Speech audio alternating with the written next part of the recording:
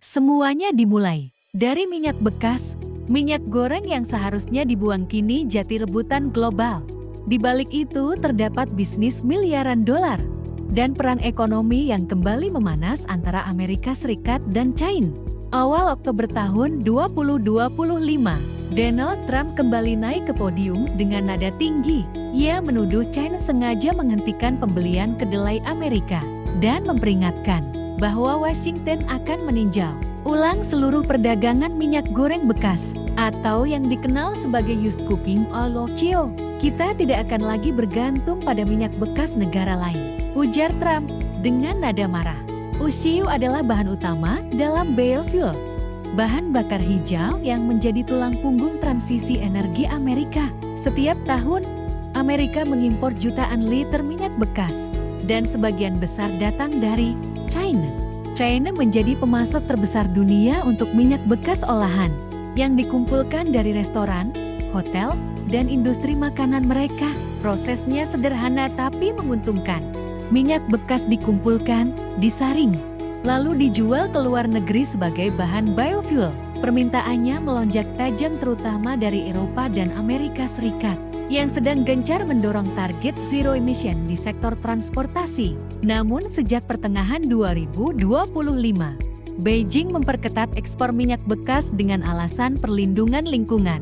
Langkah ini membuat pasokan global terguncang. Harga biofuel melonjak dan industri energi hijau Amerika mulai panik.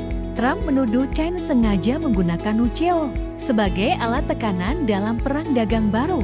Analis memperingatkan, jika tarif 100% benar-benar diberlakukan, harga biofuel di AS bisa naik hingga 40% dalam hitungan bulan. Pemerintahan Trump menilai langkah China ini sebagai bagian dari strategi ekonomi yang lebih besar, menjadikan sumber daya, bahkan limbah sekalipun, sebagai alat politik global. Di sisi lain, China membantah tuduhan itu. Beijing menegaskan bahwa pengendalian ekspor dilakukan demi memastikan standar lingkungan dan mendukung industri dalam negeri. Namun kenyataannya, dampaknya langsung terasa. Beberapa pabrik biofuel di Texas dan California mulai melaporkan kekurangan bahan baku, produksi menurun, dan beberapa proyek energi hijau terpaksa ditunda. Ironisnya, Amerika yang ingin memimpin energi hijau dunia, ternyata masih bergantung pada limbah dapur dari negara yang kini dianggap musuh. Krisis UCO ini membuka satu fakta pahit, bahwa globalisasi rantai pasok energi tidak mengenal batas ideologi. Sama seperti microchip, logam tanah jarang, atau minyak bumi. Minyak goreng bekas kini menjadi bagian dari peta geopolitik baru.